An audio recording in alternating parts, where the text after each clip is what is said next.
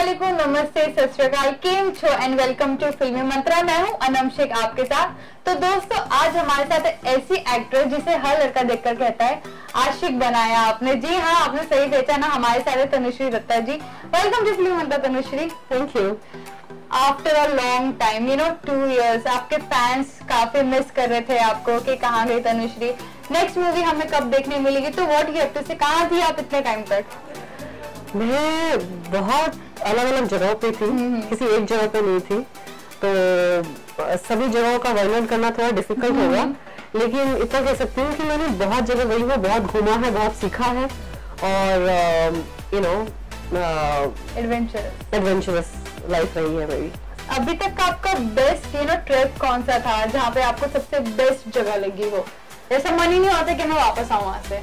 मैं एक्चुअली कुछ आज जगह मेरी फेवरेट्स होती थी, मैं वहां पे मैं बार बार जाती थी किसी स्पेसिफिक पर्पस से।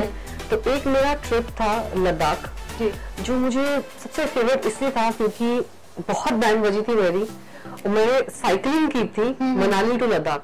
ओके, तो साइकिलिंग आपका फेवरेट स्पोर्ट्स होगा? One of my favourite sports. और वहां जाने के पहले तो मेरे पास माउंटेन साइकिल भी नहीं थी। मैंने एक दिन अचानक से प्लान किया कि मुझे मनाली टू लद्दाख साइकिल करना है, बुक किया जी और चली गई। और जो हालत खराब हुई बहुत ज्यादा, 550 किलोमीटर। और ग्रुप में थे, वो टेंट वेंट लगा देते थे, खाना वाना बना देते थे। दिन में 7 बार हम लोग खाना खाते थे, क्योंकि पहाड़ी इलाके में साइकिल करते करते ऐसे मतलब बर्न होता है ना बॉडी।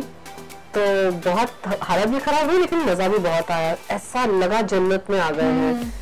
पहाड़ इस तरफ, पहाड़ रंग बदल रहे हैं, साइकिलिंग आप मेहनत कर रहे हो, ठंडी ठंडी हवा आपको टच कर रही है, और दूर दूर तक कुछ नहीं है, बस चील की आवाज सुनाई दे रही है आपको थोड़ी सी। अच्छा, तो नॉर्मली सब आपको एक क्वेश्चन पूछ रहे होंगे, आप थक भी गए होंगे कि आपकी ट्रिप कैसी थी, वो सब हम बाद में पूछेंगे। सबसे पहले हम गेम खेलेंगे आपके साथ, बिकॉज आपके हाथ में चाय, तो उसके हिसाब से हम गेम खेलते हैं जिसका नाम है चाय पे चर्चा। ठीक है, मतलब कि अगर आपने वो चीज की होगी तो आपको सिप करनी है एंड आपको रीजन देना है। ठीक है, फर्स्ट क्वेश्चन है की होगी तो जी की होगी तो ओके। फर्स्ट क्वेश्चन चाय खत्म हो जाएगी, इसलिए तो सिर्फ 5 क्वेश्चन रखा है आपके लिए। पहला क्वेश्चन है, कभी किसी मूवी की झूठी तारीफ की हो किसी के सामने और आपको मूवी जरा भी पसंद आई हो? तो होगी फॉर श्योर। कौन सी थी वो? उतने भी दूध के दिले नहीं है हम, याद नहीं है बट 100% सब करते हैं। तो मैंने एक बार तो की होगी फॉर श्योर, लेकिन बहुत किसी तरह के सामने की होगी। सर जी आपकी मूवी बहुत पसंद आई, जबकि दिल में एकदम बकवास मूवी। ठीक है, सेकंड क्वेश्चन है, कभी सिनेमा हॉल में पिक्चर देखते देखते सो गए हो? इतनी बोरिंग पिक्चर हो वो? 100% हुआ ही होगा। फिर से पी लीजिए। हाँ। मुझे तो मेरी खुद की कोई चलती है।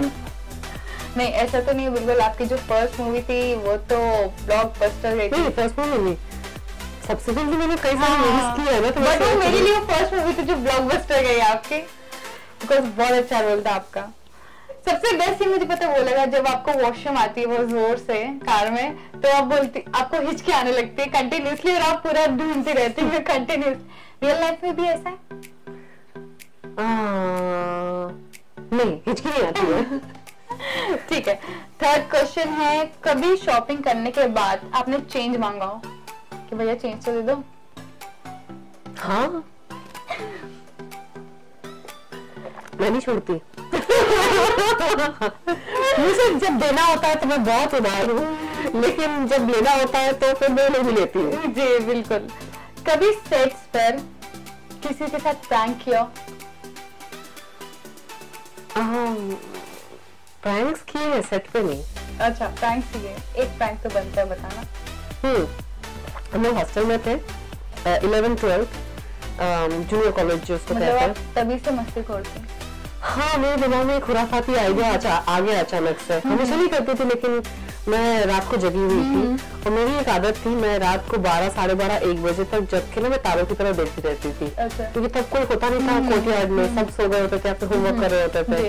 तो वैसे तारों की तरह देखते देखते फिर मुझे आइडिया आया, एक आध जब कोई बाहर थे कि वो भुज का भूकंप आया था ना, तो मुझे आइडिया आया कि सबको डराते हैं। अच्छा। तो मैंने खुद कुछ नहीं किया, मैंने आइडिया डाला किसी के दिमाग में कि वो अंदर जाके ना वो बेड को हिला देना, वो डर जाएंगे कि भूकंप आ गया। जो सोए हुए हैं उनको तो पता नहीं है। तो ये 4 लोग ऐसे रेंगते रेंगते गए अंदर, चार बेड के चारों उसमें, और उन्होंने बेड को जोर जोर से हिलाया और खुद भागे बाहर, भूकंप भूकंप। तो वो जो लड़के सोई हुई थी वो कूद के बाहर निकली और उनके चेहरे के तोते उड़ रहे थे। अच्छा। तो बाहर आके उन्होंने देखा तो कुछ भूकंप नहीं है, कुछ भी नहीं है। तो समझ गए आप ही थे वो? नहीं, मेरे को तो ब्लेम भी नहीं आया क्योंकि किया किसी और ने, मैंने तो बस कान में बात डाली। ठीक है, कभी एक फैन मिला हो ऐसा जो बहुत इरिटेटिंग हो, जो हद से ज्यादा कुछ अपनी फैनगिरी दिखा रहा होगा? हाँ, कई सारे मिले हैं। एक फैन की इंसिडेंट मुझे याद नहीं है एक्चुअली, बट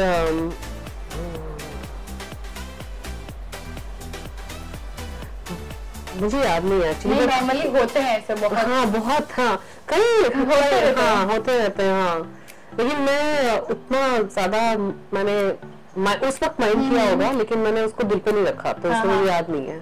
अच्छा ठीक है, तो ये था हमारे साथ 5 क्वेश्चंस या फिर 6 क्वेश्चंस का आपके साथ चाय पे चर्चा। तो चलिए अब नॉर्मली इनसे बात करते हैं, ठीक है? तो मतलब रीजन क्या था आपका अचानक कहीं और चले जाना, इंडिया को छोड़ के? वो भी मेरा कोई खास एक रीजन नहीं था। जनरली मैं थोड़ी लाइफ से डिससैटिस्फाइड थी और करियर से डिससैटिस्फाइड थी, और मैं बहुत यंग थी।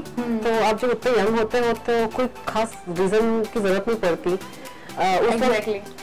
You are just kind of not, हमें कुछ नहीं कुछ नया कुछ अच्छा मजा नहीं आ रहा यार, इस तरह से फीलिंग हो रही थी। तो उस वक्त आध्यात्म का रास्ता मुझे सामने दिखा, और मुझे हमेशा से इंटरेस्ट भी था स्पिरिचुअल लाइफ के ऊपर। मैं बुक्स पढ़ती रहती थी, खोजबीन करती रहती थी, तो यहाँ मुझे मौका मिला एक्टिवली उस पाथ पे चलने का। और बहुत लोग सोचेंगे कि अरे स्पिरिचुअल लाइफ में चल रहे हो तो बाकी चीजें छोड़ने की क्या जरूरत है।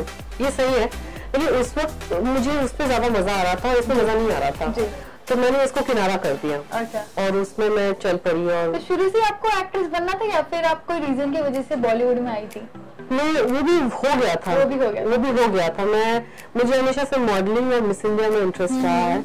मैंने कभी सोचा नहीं था कि मैं बॉलीवुड एक्ट्रेस बन जाऊंगी। तो मिस इंडिया के बाद, मिस यूनिवर्स से वापस आने के बाद मुझे फिल्मों के ऑफर्स आने लगे, तो मैंने सोचा हे व्हाई नॉट, ये एक्सपेरिमेंट नई चीज है, देखते हैं कैसा जाता है। तो मैंने पहली पिक्चर साइन की, पहली पिक्चर रिलीज भी नहीं हुई थी, दूसरी पिक्चर का ऑफर आ गया। तो मैंने बोला देखते हैं, दूसरी पिक्चर साइन कर दी, और फिर दोनों साथ में रिलीज हुई, तो हंगामा आ गया फिर, और आपके चर्चे होने लगे। फिर आगे की फिल्में आने लगी, तो मैंने सोचा नहीं इतना, आता गया, मैं करती गई। और एक टाइम ऐसा आया कि आ बहुत रहा था मेरे पास, लेकिन मन से इच्छा नहीं हो रही थी कि मैं यहाँ रहूं, साइन करूं यहाँ रहूं। तो मेरा मन हमेशा कहीं और रहता था। और फिल्में मैंने कर ली थी, लेकिन साइन करने का मन नहीं कर रहा था। फिर तब आध्यात्म की तरफ मेरा मन बहुत चला गया था। तो कहीं ना कहीं ऊपर वाले का शायद से इशारा था कि तुमको वहाँ पर बुलाना होगा। हाँ एग्जैक्टली। हाँ, मुझे यही लगता है 100% कि यहाँ लेके आए, वही परवरदिगार यहाँ लेके आए, फिर यहाँ से वहाँ भी लेके गए। तो मेरे हाथ में तो कुछ है नहीं, तो मैं चल देती हूँ जहाँ मुझे लेके जाता है। सेम चीज अभी जो लगान की जो एक एक्ट्रेस थी जिन्होंने आमिर खान की बीवी का रोल किया था, उन्होंने भी सब त्याग दिया है। रिसेंटली न्यूज आई, उन्होंने सब त्याग दिया है। यस, उन्होंने सब त्याग दिया है, एंड वो बुद्धिज्म के कहीं तो चली गई हैं, and now she is there. तो उन्होंने क्या मॉन्क बन चुकी है? मतलब उन्होंने ये सब जो दुनियावी चीज रहती है उन सबको साइड कर दिया, वो वहीं पर ही रहती है और सबकी सेवा करती है वहीं पर ही। और उन्होंने क्या मतलब दो चीजें होती है, एक तो आप दीक्षा लेके अपने मन से त्याग दिया है, दूसरी चीज होती है कि आपने जो मॉन्क्स होते हैं ना, जो गेरुए कपड़े पहनते हैं, नहीं she is wearing like red colour की साड़ी और समथिंग। तो उन्होंने मतलब उन्होंने शादी भी नहीं की, उन्होंने मंखुद ले लिया है, संन्यास ले लिया है, एग्जैक्टली ऑफिशियली संन्यास लिया। तो पूछा भी गया था वाह, आप शादी क्यों नहीं करते? तो उन्होंने कहा कि मुझे कोई मतलब इंटरेस्ट नहीं है, मम्मी डैडी कितना फोर्स करते बट मेरा दिल कभी मानता नहीं है। तो ऐसा लगता है बॉलीवुड के सारे जो एक्टर्स है पहले सब चमकती हुई लाइट देखते हैं, फिर जब उन्हें रियल पता चलती है, असलियत पता चलती है, तो वो शिफ्ट हो जाते हैं कि हाँ सब नहीं, क्योंकि मुझे लगता है कि बहुत कम लोग हैं जो इस चकाचौंध के ऊपर की जो चकाचौंध है वो जिसको दिखती है वही इसको छोड़ सकते हैं, क्योंकि बॉलीवुड और ये दुनिया की चकाचौंध इतनी तेज है कि आपको ईश्वर की रोशनी दिखती भी नहीं है। तो ये ब्लेसिंग है अगर उनके साथ ये हुआ है और उनको अगर वो रोशनी दिखी है, I would say she is very very blessed, क्योंकि ये दुनिया इतनी चमकती है, इतनी चमकती है ना, हर कोई इसे छूना चाहता है, हर कोई छूना चाहता है, और जो इसमें आ चुका है और यहाँ से अगर कोई अध्यात्म में गया है छोड़ के, तो ये तो बहुत बड़ी बात है और मैं बहुत खुश हूँ उनके लिए। अगर मैं आपसे जानूँ कि जब आप बॉलीवुड में तभी भी आपने बहुत सारी चीजों का सामना किया था, मैं नाम नहीं लेना चाहूंगी, आप समझ जाएंगे कि कई लोगों ने आपके साथ बुरा किया, उसके साथ आपने एक्शन भी लिया, उसके बाद भी कुछ हुआ नहीं था इतना, तो कहीं ना कहीं ये एक रीजन था कि ये बॉलीवुड इंडस्ट्री ऐसी है। वो एक रीजन जरूर था। मैंने इंडस्ट्री को ब्रांड नहीं किया, लेकिन उस इंसिडेंट से मुझे दुख बहुत हुआ था। दुख इसलिए हुआ था कि मैंने सोचा अरे यार मैंने लाइफ में इतना कुछ कमाया, इतना मुकाम हासिल किया कि मेरी कोई औकात नहीं है कि कोई भी आके कुछ भी बोल के चला जाएगा, गाड़ी तोड़ के चला जाएगा, कुछ भी। तो मुझे अपने आप पे डाउट होने लगा था कि शायद मैंने लाइफ में, मुझे लगता है मैंने बहुत बड़ा मुकाम हासिल किया है, शायद मैंने कुछ हासिल किया नहीं है। तो मैंने फिर गॉड से पूछा कि तुम बताओ कि अगरती भी उसके नाम पे है, और सबसे बड़ा सुपरस्टार तो वही है ना इस दुनिया में। सारे स्टार और सुपरस्टार से ऊपर है वो परवरदिगार मालिक, जिसने सब कुछ बनाया है, सभी धर्मों को बनाया, सबको, पूरे ब्रह्मांड को बनाया। उसने जब मुझे दर्शन दिए ना, मुझे लगा मेरी जैकपॉट लग गई है। सच में मुझे लगा कि सारे मेरे जो अचीवमेंट्स हैं वो पानी कम चाय फीके लगने लगे मुझे, क्योंकि वो सबसे बड़ा अचीवमेंट भी नहीं, वो तो रहम था कि उसने मुझको दर्शन मुझे आज भी विश्वास नहीं होता कि अरे यार मेरे से मिलने आ गए। वही इंसिडेंट जानना चाहूंगी, आपसे मिले कहाँ पे और आप किस रिलीजन को ज्यादा फॉलो करती हैं? ये मुझे एक विजन आया था 2009 में। 2009 में मैं बहुत टूट चुकी थी, बहुत दुखी हो चुकी थी, ये सारा कंट्रोवर्सी हो गया था। और आपने ऐसे बंदे के बारे में बोला जो एकदम दूध का धुला हुआ है, सबको लगता है, लगता है, लेकिन एक्चुअली उसकी अगर बैकग्राउंड हिस्ट्री आप चेक करो तो बहुत कचरे निकलेंगे। अभी क्या है कि हमारे मीडिया इंडस्ट्री में तो कारपेट के अंदर बहुत आसानी से आप चीजें डाल सकते हैं, यहाँ पे सारी इमेज बिल्डिंग होती है। तो आप संत को से भी बड़े से बड़ा इंसान क्यों ना उस पर, चाहे वो कुछ भी कर ले पर वो बड़ा इंसान ही रहता है। हाँ, ये ऐसी इंडस्ट्री है, ऐसी दुनिया है जहाँ पे सारा कुछ इमेज बिल्डिंग पे डिपेंड करता है। आप शैतान से शैतान हो, लेकिन आपने अच्छे से उसको सजा उसके प्रेजेंट किया, तो आप शैतान को संत के हिसाब से दिखा सकते हो और संत को शैतान दिखा सकते हो। तो ये सारा खेल है परसेप्शन का। तो मेरी परसेप्शन तो ऐसी थी कि ये तो बोल्ड रोल्स करती है, सेक्सी रोल्स करती है, ग्लैमरस हीरोइन है, तो पता नहीं कैसी होगी। हाँ, एग्जैक्टली। और इंडियन ऑडियंस तो ऐसे ही सोचती है। तो मेरी परसेप्शन ये कि पता नहीं चंद होगी, ठीक है। उनकी परसेप्शन ये कि पता नहीं कितने धर्मात्मा होंगे। हालांकि हकीकत जो होती है ना, वो हकीकत जो होता है उसी को पता होती है कि वो इंसान कैसा है, भगवान को पता होता है। तो मेरा सच तो ईश्वर ही जानते हैं। तो ये एक बहुत बड़ी प्रॉब्लम है हमारी इंडिया में, पूरी दुनिया में, लेकिन हमारे इंडिया में खास, क्योंकि यहाँ पे औरतों को कपड़ों पे अगर जज किया जाता है। सामने वाले की गलती की तो यहाँ पे बोलेंगे अरे लड़की ही कलंकित थी। हाँ, उसने कुछ ना कुछ किया होगा। ये तो हमारे देश का रीत है, ये तो हरासमेंट की बात थी। यहाँ पे हमारे कंट्री में रेप्स हो जाते हैं, इतनी गंदी चीजें हो जाती है। से याद आया, आपको क्या लगता है कि रिसेंटली 8 लोगों ने एक बकरी, प्रेग्नेंट बकरी का रेप किया, तो उसमें आप क्या कहेंगे? मतलब ये मैंने सुना, मैं तो मतलब मैं कैसे यार, फिर हंसी या फिर दुख मना के बकरी तक को नहीं छोड़ा। मैं हंस रही हूँ, मुझे दुख भी हो रहा है कि यार इंसान कितना गिर चुका है कि इनसे जानवर पर नहीं छोड़ा। तुम कैसे हो चुके हो कि तुमको एक छोटा सा जानवर जिसको प्यार आता है, इंसान को प्यार आता है ना, छोटा जानवर होता है तो वो हमको दिखाता है कि मासूमियत क्या चीज होती है। बच्चे और जानवर, ये है प्रतीक मासूमियत का, क्योंकि हम जब बड़े हो जाते हैं हमारी मासूमियत चली जाती है, और जो जानवर होते हैं उनकी कभी नहीं जाती। एक मासूम को देखकर फीलिंग्स भी कैसे आती है यार, मतलब ये इस लेवल तक पहुंच गया है कि बकरी तक सेफ नहीं है।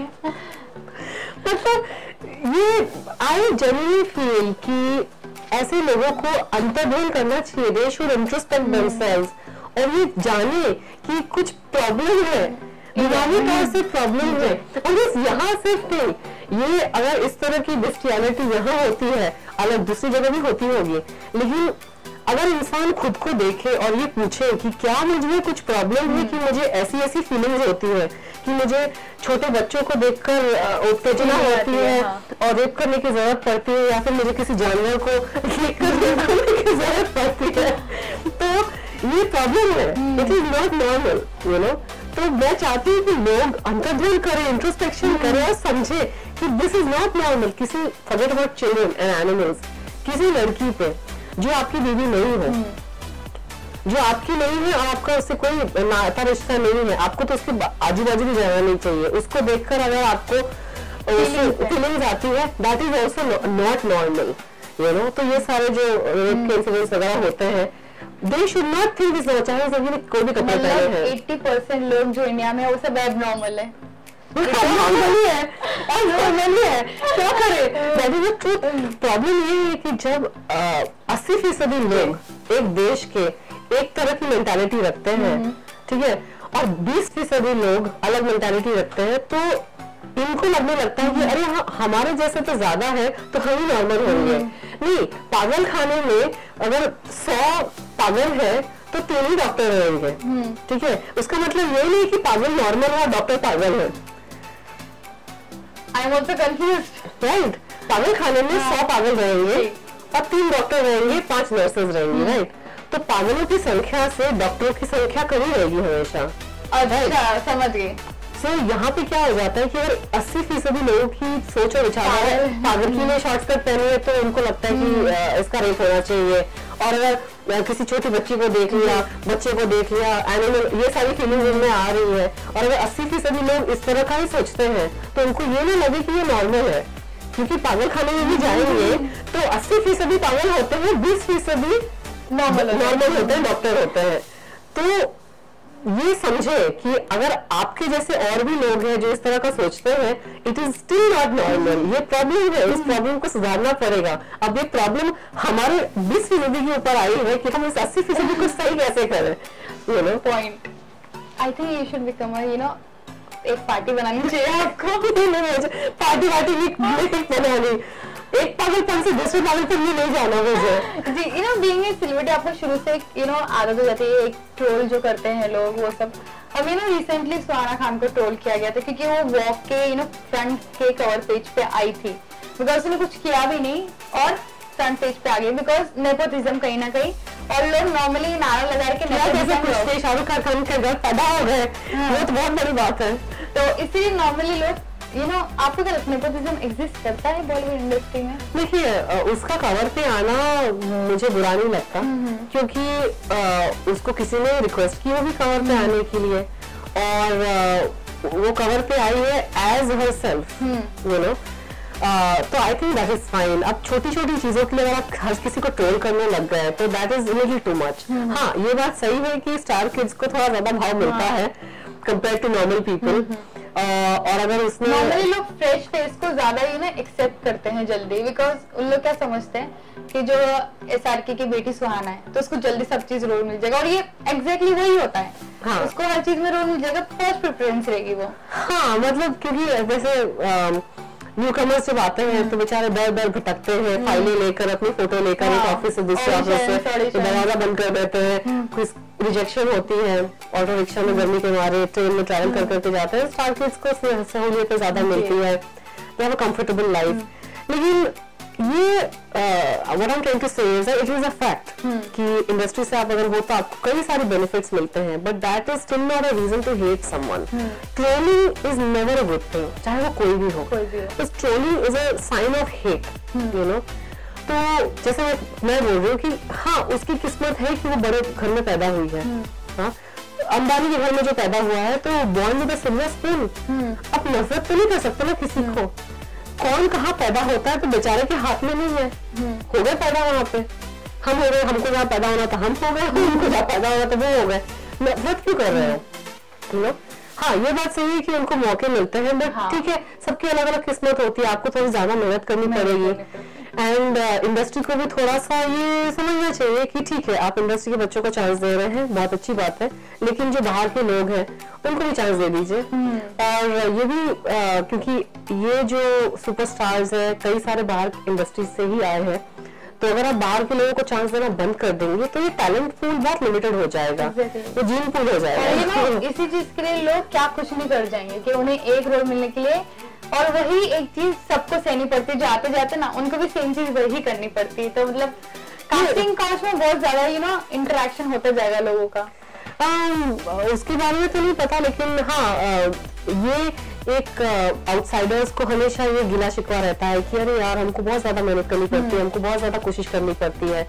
तो ठीक है ये तो सच है, लेकिन अब इस तरह का ट्रेंड भी ऐसा हुआ पड़ा है कि आप ह्यूमन साइकोलॉजी देखें, जॉब्स में भी जब आप अप्लाई करते हैं, जब मैंने भी देखा कहीं भी किसी भी देश में, अगर आपकी जान पहचान है तो आपको जल्दी रेफरेंस है, तो जो एम्प्लॉयर्स हैं वो प्रेफर करते हैं जो रेफरेंस के थ्रू आए हैं उनको एम्प्लॉय करना किसी भी फील्ड में।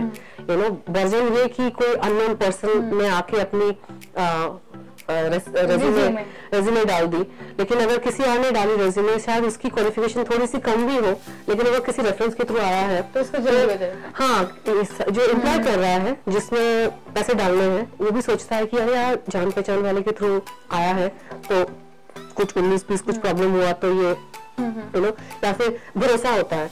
तो ये ह्यूमन साइकी है, तो that also plays I think इसीलिए शायद इंडस्ट्री के बच्चों को थोड़ा ज्यादा वेलकम मिलता है, क्योंकि जान पहचान के थ्रू आते हैं, उनको प्रिपेयर्ड होते हैं, पॉलिश्ड होते हैं। हमको टाइम लग जाता है पॉलिश होने में, बातचीत कैसे करनी है, चीजों को कैसे संभालना है, और तो वो एक बेनिफिट है। लेकिन ऐसी है, ठीक है।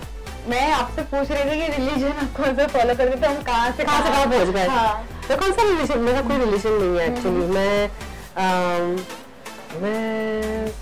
मेरा कोई रिलीजन तो है नहीं, लेकिन मैं किसी को तो फॉलो करती हूँ, किसी को तो मानती हूँ। मैं सभी धर्मों को मानती हूँ, मैंने सभी धर्मों की स्टडी की है और सभी धर्मों के थ्रू मेरा विकास हुआ है, और मैंने जो मैं आज हूँ वो आप काफी पहले से ज्यादा डिफरेंट होगी, सुलझी हुई होगी, और आपको हर एक चीज पता है कि ये हर एक लेवल पे यही होता है। समझ जी, चीजों को अगर आप गहराई में देखें ना तो आप माफ जल्दी कर पाएंगे लोगों को, क्योंकि ऊपर ऊपर से देखकर किसी को नफरत करना बहुत इजी है। तो आपने माफ कर दी जो जिसने भी आपको परेशान किया था वो टाइम पे? करना पड़ा है, क्योंकि आपने बोला ना किससे मैं सबसे ज्यादा प्रभावित हुई हूँ, यीशु मसीह से, जीसस से मैं सबसे ज्यादा प्रभावित इसलिए हुई हूँ क्योंकि आज की दुनिया में माफी सबसे ज्यादा जरूरी है, क्योंकि आज की दुनिया में इतना ऑफेंस है, इतना ऑफेंस है।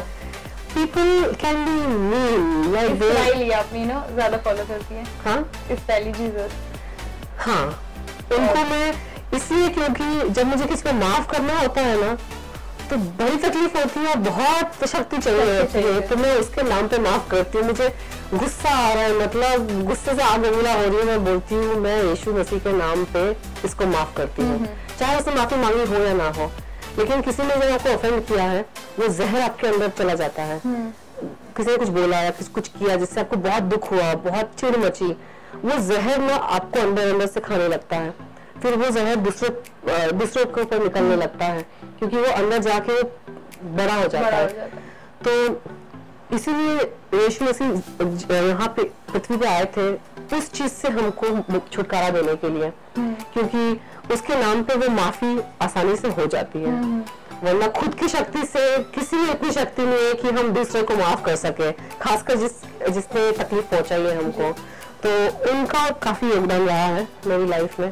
तो वैसे मेरा कोई ऐसे सेट धर्म नहीं है, सबका मालिक एक ही है और उसी मालिक ने मुझे भी भेजा है, तो मैं किसी एक धर्म के उसमें बंध के जी मैं अपने आप को नहीं रखना चाहती, क्योंकि मैंने सभी धर्मों से मैंने बहुत सीखा है। मेरे हिंदू गुरु जो मैंने योग साधना सिखाई, और बुद्ध धर्म में मैंने सीखा विपश्यना की। मुझे सूफियों में बहुत इंटरेस्ट है। इस्लाम, हाँ इस्लाम में मैंने इस्लाम की आपको सबसे बेहतरीन चीज क्या लगती है? सूफियों के गाने में मैं ये जो गाने नॉर्मली ना मुस्लिम्स को यहाँ पे टेररिस्ट करार दिया जाता है, और कहीं ना कहीं बोला जाता है कि तुम्हारे धर्म में ये लिखा है वो लिखा है।